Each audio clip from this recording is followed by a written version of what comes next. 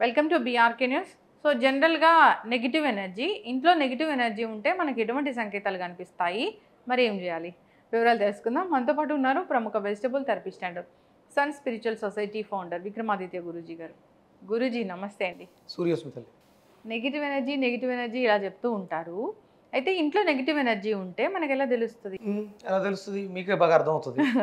నేను మీ మీ పక్కింట్లో చెప్పాను, చూశారు కదా, చూస్తున్నారు కదా, వాళ్ళని అబ్జర్వ్ చేస్తున్నారు కదా, జరుగుతున్నటువంటి సిచ్యువేషన్స్ అన్నీ కూడా కొంచెం డిఫరెంట్గా ఉన్నటువంటి చూస్తూ ఉండగానే ఏదో గ్లాస్ బ్రేక్ అవటం, చేతిలో ఉన్నటువంటి ఐటమ్స్ చేయి జారటం, మనకు పాజిటివ్గా అంటే ఆరోగ్యకరంగా ఉన్న వ్యక్తులు కూడా చూస్తూ చూస్తూ సడన్గా వీక్ అయిపోవడం.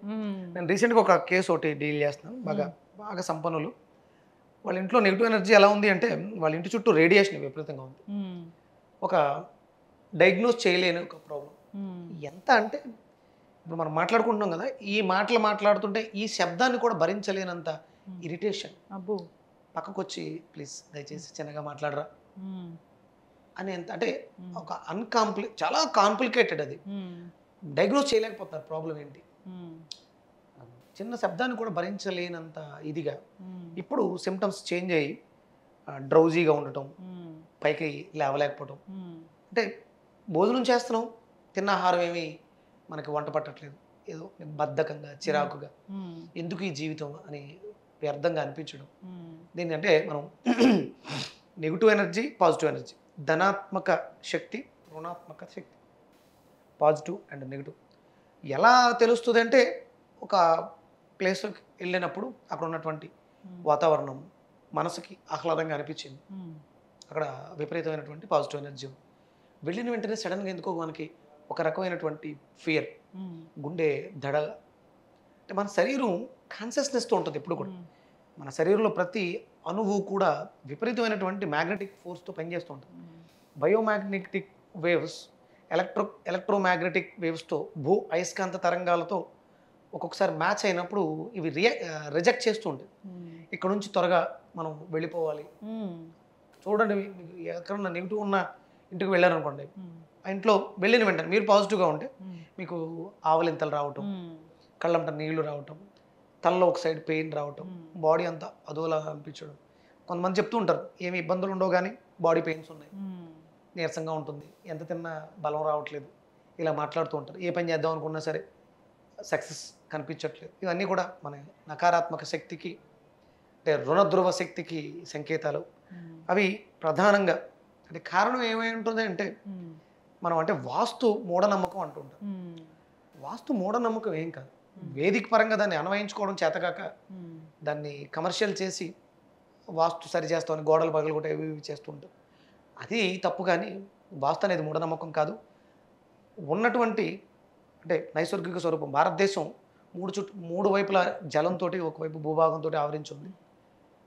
దాంట్లో అంటే అక్కడ లేదు కాబట్టి ఉన్న ప్రదేశాన్ని మనకు అనుకూలంగా గాలి వెలుతురు ధారాళంగా రావడానికి అనుకూలంగా మనం ఒక ఇంటిని నిర్మించుకోవాలి. ఇది పర్ఫెక్ట్ వాస్తులో ఉంటుంది. దానికి మనం యాంగిల్స్, మనకి మ్యాథమెటికల్ కాలిక్యులేషన్స్తో గీసినటువంటి కొలతలతో ఇంటిని నిర్మించుకోవడం. ప్రతిదానికి ఎనర్జీ ఉంటుంది. ఇది ఎలాగే ఎందుకు ఉందంటే దానికి ఒక ఎనర్జీ ఉంటుంది 100%. ప్రతి దానికి ఒక గీత గీస్తే దానికి ఒక ఎనర్జీ ఉంటుంది. దాని పక్కన 0 పెడితే అది సంఖ్యగా మారుతుంది. మనం గీసే ప్రతి గీతకి ఒక అర్థం ఉంటుంది. అలాగే ఇల్లు కూడా మనం అంటే తూర్పు, పడమర, ఉత్తరం, దక్షిణం వీటిని అనుసంధానం చేస్తూ చతురస్రాకారం, దీర్ఘ చతురస్రాకారం, త్రికోణం, వృత్తం, ఇలా కోణాలు ఉన్నాయి మనకి. వేదికలో వేదంలో యంత్రాలు నిర్మాణంలో ఉంటుంది. దేవాలయాలు కూడా ఆగమ శాస్త్రాలను అనుసరించి అందులో చెప్పిన కొలతలతో, అంటే గోడలు ఎంత ఎత్తు ఉండాలి, ప్రాకారం ఎంత పొడుగు ఉండాలి, గర్భం ఎంత ఉండాలి, ఇవన్నీ కూడా లెక్కలేస్తారు. ఇవన్నీ వైదికంగా అంటే ఇప్పుడు తెలిసిన వాళ్ళు చాలా తక్కువ మంది, వైదిక విజ్ఞానంతో తెలిసిన కొలతలు తెలిసిన వాళ్ళు చాలా తక్కువ మంది. అందువల్ల ఏమవుతుందంటే ఫలితాలు తక్కువగా వస్తుంది. అందుకని తప్పు అనేస్తున్నాం, ఇది తప్పు అంటాం. చేతగాని వాళ్ళు సమంగా నేర్చుకోకుండా చేసేటువంటి వాస్తు మార్పుల వల్ల వస్తున్నటువంటి దౌర్బల్యాలు. గాలి వెలుతురు ధారాళంగా ఉన్నటువంటి ఇంట్లో వాస్తు బాగుంటుంది, కాస్మిక్ ఎనర్జీ బాగుంటుంది, పాజిటివ్ ఎనర్జీ ఉంటుంది. ఒకవేళ బాలేని ఇంట్లో మనం ఉన్నాం, అక్కడ ఫెసిలిటీస్ని మనం మార్చడం ద్వారా, చిన్న చిన్న మొక్కలు పెంచడం ద్వారా, ప్రతినిత్యము కూడా మనం చేసేటువంటి ఇంట్లో చేసే ఉపచారాలు అంటే పూజ, దీపం పెట్టడం, సాంబ్రాణి వెలిగించడం, ఇవన్నీ కూడా అక్కడ ఉన్నటువంటి నకారాత్మక శక్తిని బయటికి పారద్రోలడం, అలాగే బూడిద గుమ్మడికాయని హ్యాంగ్ చేయడం, ఇంట్లో కర్పూరం వెలిగించడం. ఇప్పుడు అమావాస్యకి బూడిద గుమ్మడికాయ అంటే అమావాస్యకి కదమ్మా, మీకు ఉన్న ఇంట్లో ఉన్న నెగిటివ్ ఎనర్జీ బాగా ఎక్కువగా ఉంటే ఆ గుమ్మడికాయ మీకు మామూలుగా అయితే 1 సంవత్సరం 2 సంవత్సరాలు కూడా నిల్వ ఉంటుంది. అలాంటి ఇళ్లలో త్వరగా పాడైపోతుంది. అంటే దాంట్లో ఉన్నటువంటి జీవశక్తి అంతా కూడా కుళ్ళిపోయి నిర్జీవమై వాటర్లా కారిపోతుంది. అప్పుడు కంపల్సరీ మార్చేసుకోవాలి. మీకు అంటే నెగిటివ్ ఎనర్జీ ఉన్న ఇంట్లో గుమ్మడికాయని అబ్జర్వ్ చేస్తే త్వరగా కుళ్ళిపోతూ ఉంటుంది. ఏ రోజు పెట్టాలి గురూజీ గుమ్మడికాయ? అంటే మనం మామూలుగా అయితే అమావాస్యకి మారుస్తాం. ప్రతి అమావాస్యకి అంటే నెలకు ఒకసారి మార్చడం. రెగ్యులర్గా పాడైపోతూ ఉంటే రెగ్యులర్గా మారుస్తూ ఉంటే అక్కడ ఉన్నటువంటి ఎనర్జీ తగ్గుతూ ఉంటుంది. అలాగే స్టాండర్డ్గా ఉండడం కోసం పట్టికని ప్లేస్ చేయడం.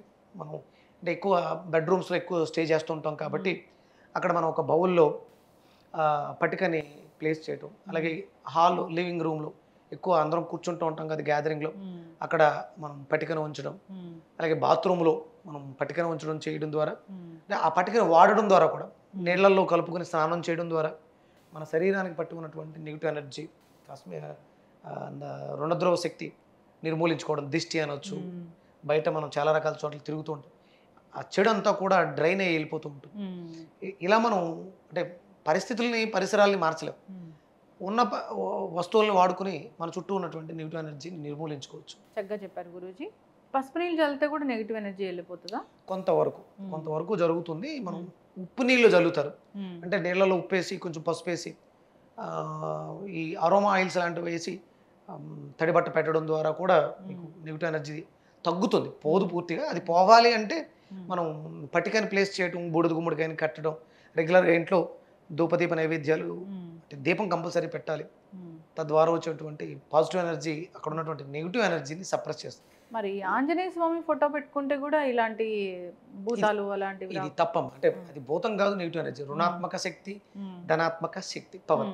ఆంజనేయ స్వామి ఫోటో పెట్టేస్తే ఇది అయిపోతుంది అనుకోవడం తప్పు. అదే ఆంజనేయ స్వామిని పెట్టడం ద్వారా అక్కడ ఆంజనేయ స్వామికి సంబంధించినటువంటి దండకం, స్తోత్రాలు చదవడం ద్వారా వచ్చినటువంటి వైబ్రేషన్స్ అక్కడ ఉన్నటువంటి నెగిటివ్ ఎనర్జీని తగ్గిస్తాయి.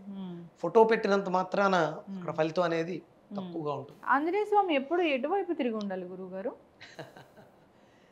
ఆయన అంటే సూర్యుడిని అందుకోవడానికి ప్రయత్నం చేశాడమ్మా. మనం అంటే గుమ్మం నుంచి బయటకు వెళ్తున్నప్పుడు మనం ఆయనకి నమస్కారం చేసుకుని వెళ్తాం. ఆయన తూర్పు గుమ్మానికి, మన తూర్పు వాకిలు అనుకోండి, తూర్పు సింహద్వారం, ఆయన పడమరిని చూస్తూ ఉంటాడు. అందుకని మనం బయటకు వెళ్ళేటప్పుడు ఫోటోని చూసి దండం పెట్టుకుని వెళ్తూ ఉంటాం. కొంతమంది ఇంటి బయట పెడతారు, అప్పుడు ఆయన తూర్పుని చూస్తూ ఉంటాడు, మనం ఆయన్ని చూస్తూ ఉంటాం పడమర. ఉత్తర గుమ్మం అయితే అంటే ఉత్తర గుమ్మం అయినా మనం లోపల వైపుకి పెట్టుకోవచ్చు. ఏదేమైనా నెగిటివ్ ఎనర్జీ ఉన్నట్లు సంకేతాలు కనిపిస్తే మీలాంటి గురువుల్ని సంప్రదిస్తే అసలు ఏం జరుగుతుంది ఏంటి అని తెలుసుకోవచ్చు. పౌర్ణమికి ముందు వచ్చేటువంటి దశమి, ఏకాదశి తిథుల్లో దీనికి అద్భుతమైనటువంటి పరిష్కారం. చాలా ఎక్స్పెరిమెంట్లు చేసాం, చాలా మంది వీళ్ళల్లో మార్పులు కూడా జరిగింది. మీకు నెగిటివ్ ఎనర్జీ ఉన్న చోట పిల్లులు ఎక్కువగా నివాసం ఉంటాయి, పాజిటివ్ ఉన్న చోట కుక్కలు ఉంటాయి. నెగిటివ్ ఉన్న చోట కుక్కలు అరుస్తూ ఉంటాయి, నెగిటివ్ ఉన్న చోట పిల్లులు ఎక్కువ విశ్రాంతి తీసుకుంటూ ఉంటాయి. వాటికి అది ఇష్టం అనమాట.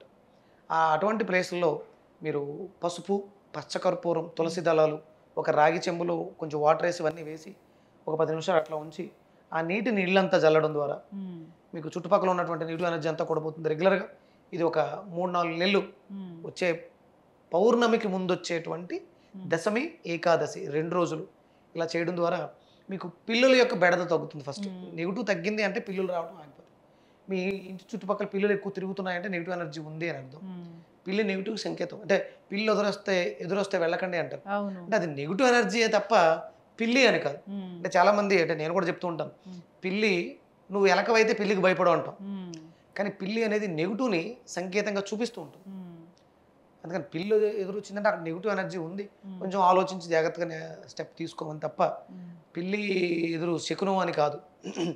ఇలా మనం పౌర్ణమికి ముందు వచ్చే దశమి, ఏకాదశి తిథుల్లో పసుపు, పచ్చకర్పూరం, తులసి దళాలతో కలిపిన జలాన్ని ఇల్లంతా చల్లడం ద్వారా మీకు నెగిటివ్ ఎనర్జీ తగ్గడే అవకాశం ఎక్కువ ఉంది. జలానికి శుద్ధి చేసే ప్రక్రియ ఉంది. నెగిటివ్ సంకేతాలు కనిపిస్తున్నాయంటే జాగ్రత్త వహించాలని చెప్దామండి. ఇలాంటి చిన్న చిన్న రెమెడీస్ చేసుకుంటే కూడా చాలా మటుకు తగ్గిపోతుంది. చక్కటి ఇన్ఫర్మేషన్ గురువు గారు.